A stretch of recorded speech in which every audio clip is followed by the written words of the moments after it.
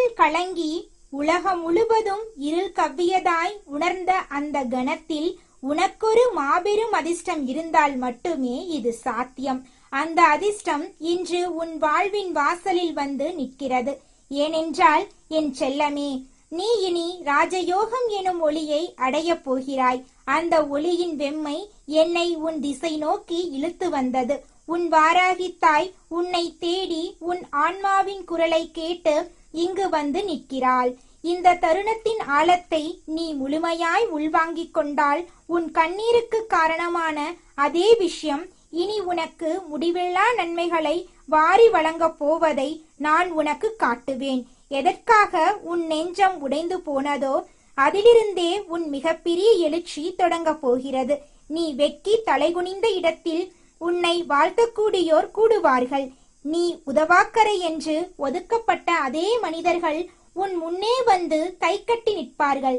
இதுதான் ராஜயோகத்தின் வேகம். நீ கேட்காமலேயே உனக்கான மாற்றங்களை அது நிகழ்த்தி காட்டும். இந்த வாழ்க்கை எனும் பயணத்தில் நீ விழுந்த ஒவ்வொரு முள்கூரையும் நினைத்து இனி உன் மனசை அரிக்க விடாதே. உனக்கு வேதனை தந்தவர்கள் யாரும் அத்தகைய உயரத்தில் இல்லை என் கண்மணி. அவர்களிடம் உண்மையான வலிமை இருந்திருந்தால் வேறொரு உயிரை காயப்படுத்தும் தேவையே அவர்களுக்கு ஏற்பட்டிருக்காது. தனக்குள் ஒளியே இல்லாதவர்கள் பிறர் மீது நிழலை வீசி தங்களை பெரிதாய் நினைத்துக் கொள்கிறார்கள். அந்த நிழலை பார்த்து அவர்களை மாபெரும் சக்தியாய் நீ கற்பனை செய்து கொண்டாய். உன் அச்சமே அவர்களை அசுரர்களாக்கியது. உன் தயக்கமே அவர்களை ஆயுதமாக்கியது. இனி இந்த விளையாட்டுக்கு முற்றுப்புள்ளி வைக்க வேண்டிய நேரம் வந்துவிட்டது. ஒரு கணம் சிந்தித்துப் பார். எத்தனை முறை உன் தூக்கத்தை கெடுத்திருக்கிறார்கள், எத்தனை முறை உன் புன்னகையை கொள்ளையெடுத்து இருக்கிறார்கள். இவை யாவற்றையும் ஒரு பொருட்டாகவே மதிக்காதவர்களுக்கு உன் மன அமைதியின் விலையை ஏன் நீ காட்ட வேண்டும்? நீ சராசரியான மகிழ்ச்சியோடு பெரும் புயல்கள் ஏதுமின்றி வாழ வேண்டியவன். ஆனால் நீயோ உன்னையே துன்பம்தான் விதி என்று நம்ப வைத்துக் கொண்டாய். வாழ்க்கை என்பதே சோதனைதானா என்ற கேள்வியோடு ஒவ்வொரு பொழுதையும் சுமையாக்கினாய். இறைவனிடம் கதி கேட்டு நிற்கும் உன் நிலை கண்டு இந்த தாயின் நெஞ்சம் துடிக்கிறது. ஆனால் இன்று அந்த பழைய பக்கங்களை கிழித்தெறிந்துவிடு. உனக்கு காயங்களோ ஏமாற்றங்களோ துரோகங்களோ ஏதும் நடக்காத ஒரு புத்தம் புதிய பிறவியை இப்போதே தொடங்கு. உன் மனம் ஒரு வெள்ளைத்தாள். அதில் அச்சத்தின் மைக்கரை எதுவும் படியவில்லை. கடந்த காலத்தின் பிணிச்சுமைகள் கரைந்து போயின. இந்த தருணத்தில் நீ முழுமையாய் புதியவன். அந்த புத்துணர்ச்சியோடு என்னை நோக்கி முதல் அடி எடுத்து வை. இந்த வாராகி அம்மன் சொல்லும் ஒவ்வொரு எழுத்தும் உன் வருங்காலத்தின் சிற்பமாக மாறப்போவதை நீ விரைவில் உணர்வாய். இப்போது உனக்கான மிக முக்கியமான முதல் பணியை சொல்கிறேன். உன் ஆன்மாவை கடித்து குதறும் சில பற்களை அறுத்து விட வேண்டும். உறவுகள் என்ற பெயரில் உன் இரத்தத்தை உறிஞ்சும் ஒட்டுணிகளை உனது வாழ்க்கை மரத்திலிருந்து வெட்டி வீழ்த்த வேண்டும். சமூகம் சொல்லும் எப்படியும் பொறுத்துப்போ என்கிற முட்டாள்தனமான பாடத்தை முதலில் உன் அகராதியிலிருந்து தூக்கி எறி. எந்த உறவும் புனிதமானது அல்ல. எப்படிப்பட்ட உறவும் நீ அனுபவிக்கும் மன உளைச்சலை விட பெரியது அல்ல. எது தெய்வீகமானது? நீ ஒரு வார்த்தை சொல்லும் முன்பே உன் கண்ணீரின் உப்பை உணர்பவர்கள். நீ எந்த படுகுழியில் விழுந்தாலும் நான் இருக்கிறேன் என்று எந்த ஆர்ப்பாட்டமும் இன்றி நிழலாய் இருப்பவர்கள். உன் வெற்றியில் தலைக்கணம் கொள்ளாமல், உன் வீழ்ச்சியில் விலகி ஓடாமல் உன்னை அப்படியே ஏற்பவர்களே உண்மையான பொக்கிசங்கள். இதற்கு நேர்மாறாக உன் வழியில் ருசி காணும் ராட்சச உறவுகளை நீயே உன் மார்போடு அணைத்து உன் மூச்சை இறுக்கிக் கொள்கிறாயே என் தங்கமே. உன் முகத்தில் விழும் ஒவ்வொரு துளி நீரையும் ரசித்து பார்த்து இன்னும் கொஞ்சம் கஷ்டப்படட்டும் என்று மனதுக்குள் கள்ளச்சிரிப்பு சிரிப்பவர்களை நீ இன்னும் நம்மால் என்று நம்புகிறாயே. இந்த நம்பிக்கையே உன்னை மீண்டும் மீண்டும் சிதைக்கும் முதல் ஆயுதம். இன்றே இப்போதே உனக்குள் இருந்து அந்த நஞ்சை வெளியேற்று. உன் துயரத்துக்கு காரணமான உன் தன்னம்பிக்கையை துளைத்த உன் மன அமைதியை சூறையாடிய முகங்களிடமிருந்து ஒரு முடிவான விடை பெறுதலை நிகழ்த்து. அந்த முகம் எவ்வளவு நெருக்கமானதாக இருந்தாலும், இரத்த பாசமாக இருந்தாலும், வாழ்க்கையின் மிக பெரிய கருணை கொலையை நிகழ்த்தியவர்கள் அவர்களே. இந்த வாராகி தாய் உனக்குச் சொல்லும் ஆணை இது. உன் பாரத்தை முழுவதையும் என் தோளில் போட்டுவிட்டு நீ விடுதலையாகிவிடு. இவ்வளவு நாள் இத்தனை தியாகம் செய்து வளர்த்த பந்தம் இப்படி ஒரே நொடியில் விட்டு விலகுவதா என்று உன் மனம் கேட்கும் என்று அறிவேன். ஆனால் உண்மையை கேள், நீ வளர்த்தது பந்தமல்ல, உன் பலவீனத்தை சுற்றி பின்னப்பட்ட ஒரு சிறைக்கூடு. அந்த கூட்டினுள் நின்று உலகமே இருண்டு விட்டதா எண்ணி இனி எதுவும் மிச்சமில்லை, எல்லாம் முடிந்தது என்று நீ மனம் உடைந்த இரவுகள் எத்தனை! அன்று உன் அருகில் ஒரு துளி ஆறுதல் தர அந்த உறவுகள் வரவில்லை. மாறாக நீ விழுந்த குழியில் மேலும் சேற்றை வாரி இறைக்கவே அவர்கள் போட்டி போட்டார்கள். அவர்களின் முகத்தில் ஒரு பொய்யான பரிதாபம், ஆனால் நெஞ்சுக்குள் நன்றாக வேண்டும் என்ற நயவஞ்சகம். அதை நீ மறந்து போவதா? ஒருபோதும் மறந்து விடாதே. அந்த ஞாபகம்தான் உனக்கு முதுகெலும்பாக வேண்டும். இதுதான் உனது மிக பெரிய சாபக்கேடு. சில பொல்லாத வார்த்தைகள் பேசியவர்கள் ஒரு நாள் தேனை பூசியது போல் 2 இனிய சொற்களை உன் காதில் விட்டால் போதும், உடனே நீ உருகிவிடுவாய். உன் காலடியில் கிடந்த கத்தியை மறந்து, ஒருவேளை நான் தான் தவறாய் புரிந்து கொண்டேனோ என்று தேவையில்லாத குற்ற உணர்வுக்குள் மூழ்குவாய். உனது மன்னிக்கும் குணம் ஒரு வரம், ஆனால் அதை தகுதியற்றவர்களிடம் பயன்படுத்தும் போது அது உனக்கே வைக்கும் சாபமாக மாறிவிடுகிறது. உன் மன்னிப்பு அவர்களின் திமிரை மட்டுமே வளர்க்கும். உன் கருணை அவர்களின் அடுத்த குற்றத்துக்கு உரமிடும். இனி உன் இதயம் மிக கவனமாக செயல்பட வேண்டும். பழைய பாடங்களை அழித்துவிட்டு மீண்டும் அதே பள்ளிக்கூடத்தில் சேராதே. இந்த அன்னை உனக்கு ஒரு ரகசியத்தை சொல்கிறேன். உனது எல்லா நல்ல அதிர்ஷ்டங்களையும் தடுத்து நிறுத்திய பெரிய கதவுகளாக இருந்தவர்கள் இந்த போலி முகங்களே. நீ எவ்வளவு நேர்மையாக அழகாக பழகினாலும் அதிலும் ஒரு குற்றம் கண்டுபிடித்து உன் காற்றில் விஷத்தை கலப்பதே அவர்களின் மூச்சாக இருந்தது. உன் பெயரை சேறு பூசவே அவர்கள் காத்திருந்தார்கள். அப்படிப்பட்ட உயிர்களோடு உன்னை பிணைத்து கொண்டிருப்பது ஒரு பிணத்தை தோளில் சுமந்து நடப்பதற்கு சமம். இனி மூழ்கிக் கொண்டிருக்கும் கப்பலை விட்டு வெளியேறு. உன்னை யார் உண்மையாக நேசிக்கிறார்களோ, உன் மௌனத்தின் மொழியை யார் கேட்கிறார்களோ, உன் சோர்வில் உன்னை இறுக்கி அணைக்கிறார்களோ அவர்களுக்காகவே உன் மீதி வாழ்க்கையை வாழ்ந்து காட்டு.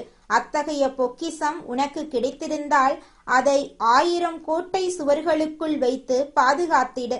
அந்த அன்பு மட்டுமே உன்னை வாழ வைக்கும் மூலிகை. பலர் சொல்லலாம், சூழ்நிலைதான் எங்களை அப்படி நடந்து கொள்ள வைத்தது என்று. சூழ்நிலை என்பது ஒரு புகை.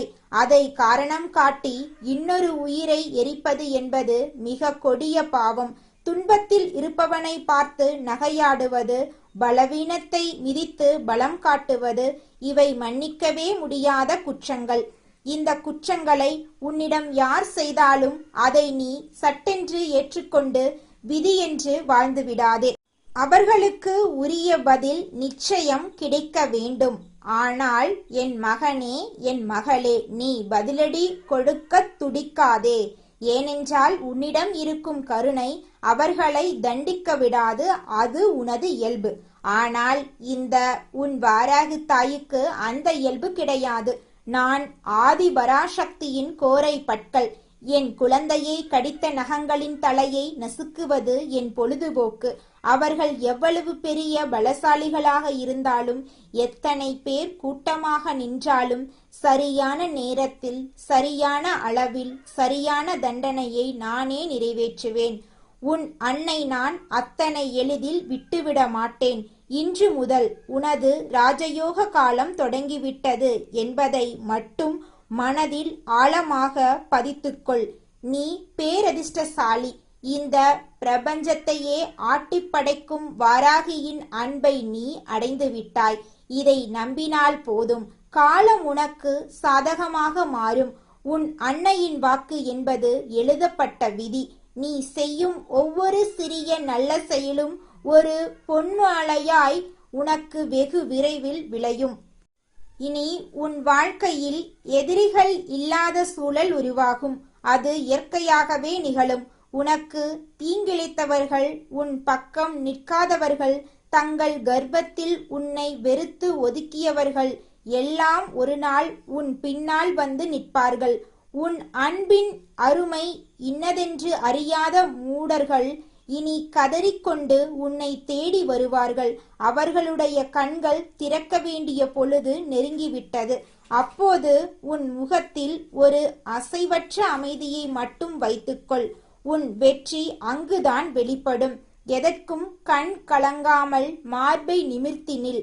உன் துணைக்கு இந்த வாராகி நிற்கிறாள் என்பதை மட்டும் மறந்துவிடாதே. இருள் கூட உன்னை நெருங்க அஞ்சும். என் கடைக்கண் பார்வை உன்மேல் விழுந்த பின் உன் ஒவ்வொரு நாளும் ஒரு திருவிழாவாகும். உனக்கு வாழ்வில் இழப்பு இருப்பதாக நினைத்தாய்.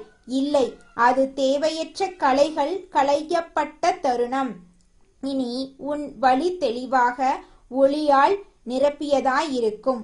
என் தங்க கட்டியே, உன் வாராகி தாயின் ஆசிகள் என்றும் உனக்கு முழுமையாய் குறைவர கிடைத்து கொண்டே இருக்கும். என் குரல் உன் செவிகளில் விழுந்த கணமே உன் விதியின் கதவுகள் திறக்க தொடங்கிவிட்டன. என் வாக்கு என்பது கல்லில் செதுக்கிய எழுத்து. நீ இந்த அருளுரையை முழுமையாக கேட்டு முடித்த அடுத்த 48 மணி நேரத்துக்குள் நீ மனதுக்குள் ஏங்கி தவித்த ஒரு காரியம் கண்கூடாக நடந்தே தீரும். இது வெறும் ஆறுதல் வார்த்தையல்ல, இது உன் தாயின் சபதம். கிடைக்கும் என்று நான் வாக்கு கொடுத்துவிட்டால் அது நடந்தே தீரும். என் மீது நீ வைத்திருக்கும் அந்த சிறு நம்பிக்கைக்கு கூட நான் என்றும் துரோகம் இழைக்க மாட்டேன். காரணம் மிக எளிது. நீ அதனை வேண்டி அழுத நாளிலிருந்தே அது உனக்கென எழுதப்பட்டு விட்டது. அந்த விதியை நானே நினைத்தாலும் தடுக்க முடியாது, மாற்றவும் முடியாது. அதனை உன் கரங்களில் ஒப்படைக்க வேண்டும் என்கிற துடிப்போடுதான் இன்றைய தினம் இந்த அம்மா ஓடோடி வந்திருக்கிறேன்.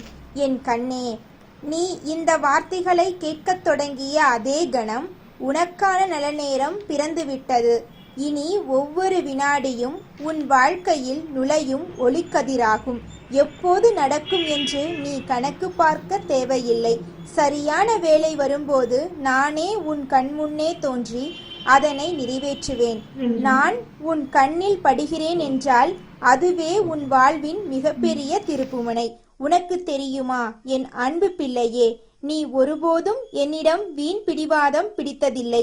கிடைத்த சொற்ப ஆறுதலிலும் நீ மகிழ்ச்சியோடு வாழ பழகியிருக்கிறாய். அப்படிப்பட்ட உன்னுடைய நெஞ்சுக்குள்ளே திடீரென்று ஒரு ஆசை முளைத்து, அம்மா, இது மட்டும் கிடைத்தால் என் வாழ்க்கையே நிறைவடைந்துவிடும் என்று உருகினாயல்லவா? அந்த எண்ணம் என் கரங்களால் உன் மனதுக்குள் விதைக்கப்பட்ட விதை. நானே அந்த ஆசையை உனக்குள்ளே ஊட்டினேன் என்றால் அதை நிறைவேற்றாமல் நான் எப்படி ஓய்ந்திருப்பேன்? அதற்காகத்தான் இந்த தாய் இரவும் பகலும் பாடுபட்டு கொண்டிருக்கிறேன். இந்த ஒரு வாக்குறுதியை மட்டும் நீ எனக்கு இப்பொழுதே வழங்கிவிடு. உன் மனசாட்சிக்கு நேராக, அம்மா, கிடைத்ததை பத்திரமாக பார்த்து கொள்வேன் என்றும் நன்றியோடு இருப்பேன் என்று ஒருமுறை எனக்குள் கூறிப்பார். அவ்வளவுதான்.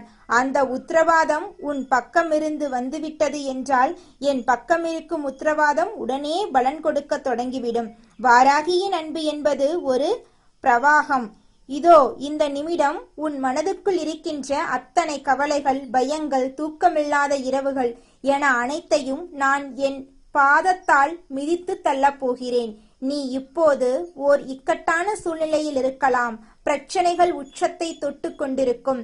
ஆனால் என் செல்லமே, அதற்கு ஒரு தத்துவம் இருக்கிறது.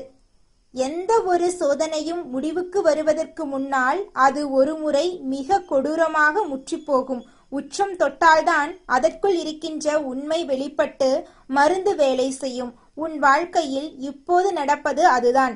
உச்சக்கட்ட துயரம்தான் உனக்கான நன்மையை நடத்தி கொடுக்க வந்திருக்கிறது என்பதை புரிந்துகொள். அம்மாவின் அருட்கரம் உன் சிரசின் மேல் இப்பொழுதே இருக்கிறது. நீ உச்சத்தில் இருக்கின்ற இந்த சோதனையை பார்த்து, இதுதான் என் விடியலுக்கு முன்னால் கடைசி இருள் என்று மனமாற நம்பு. என் அன்பு உன்னை சூழ்ந்திருக்கிறது. நல்ல நேரம் என்றால் என்ன தெரியுமா?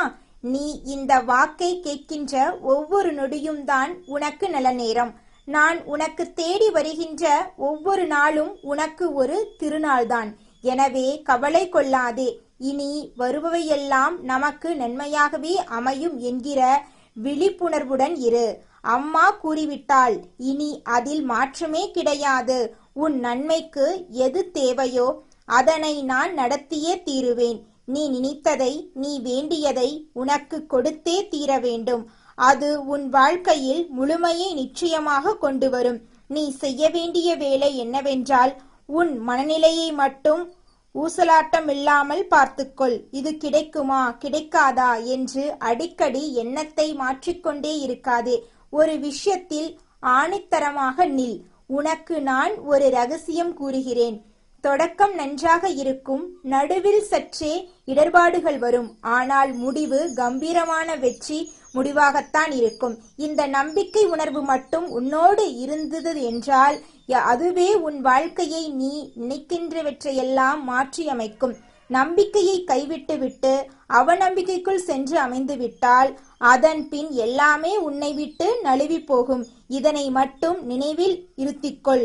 உனக்குள்ளே இப்போது ஒரு பெரிய மகிழ்ச்சி அலையை நான் எழுப்பியிருக்கிறேன்.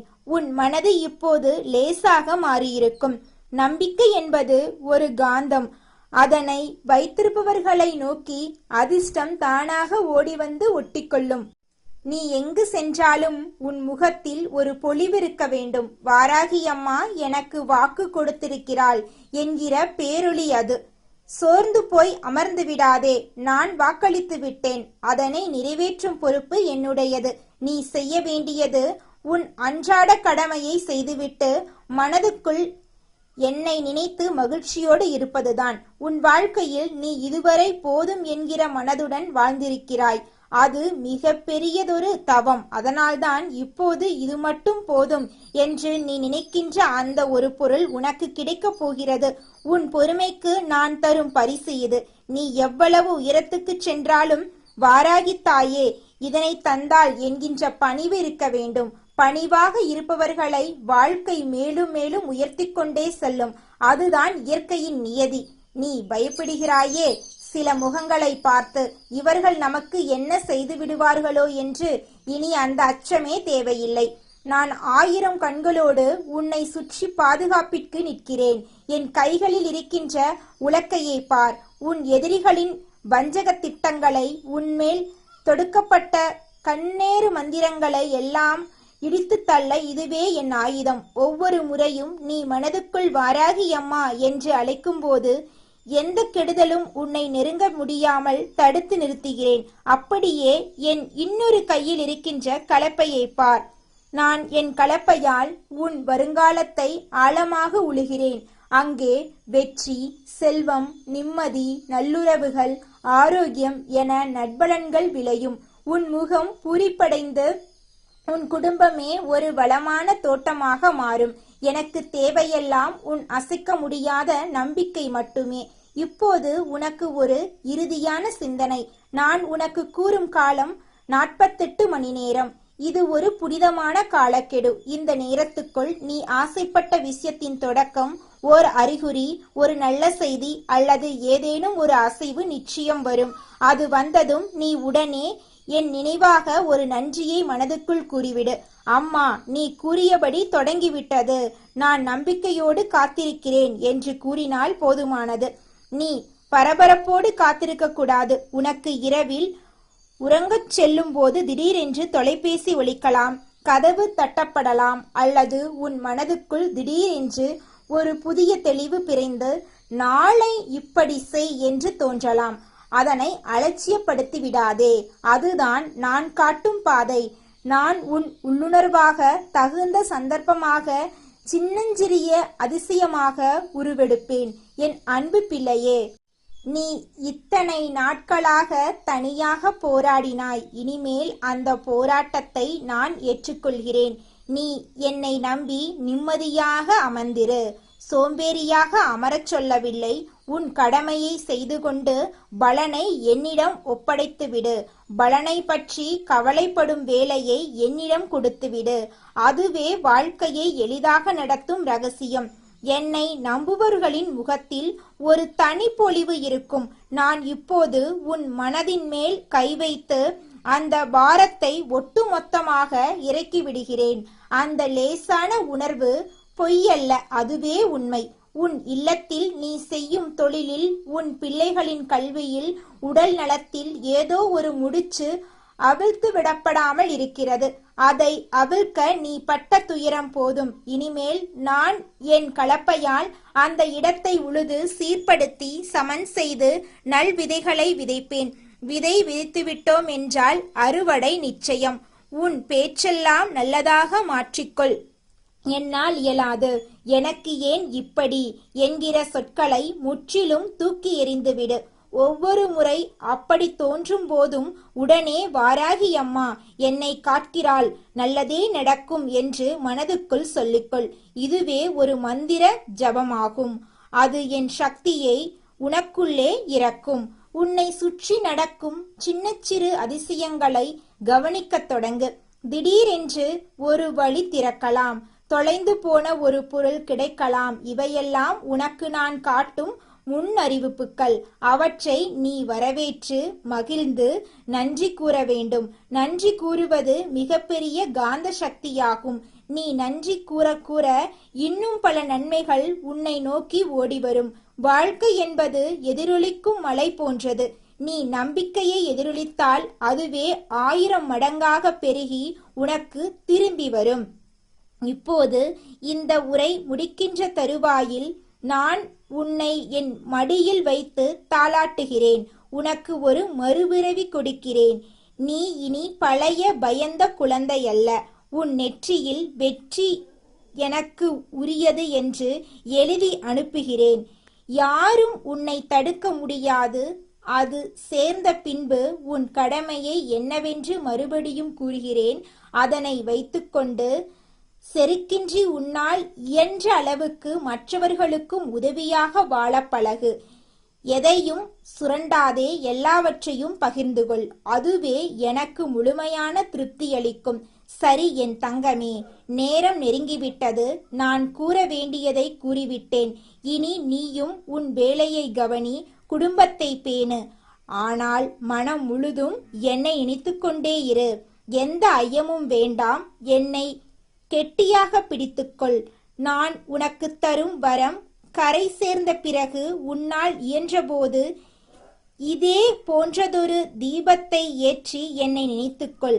அது எனக்கு போதும். நீ அழைத்தால் நான் உடனே செவிசாய்ப்பேன்.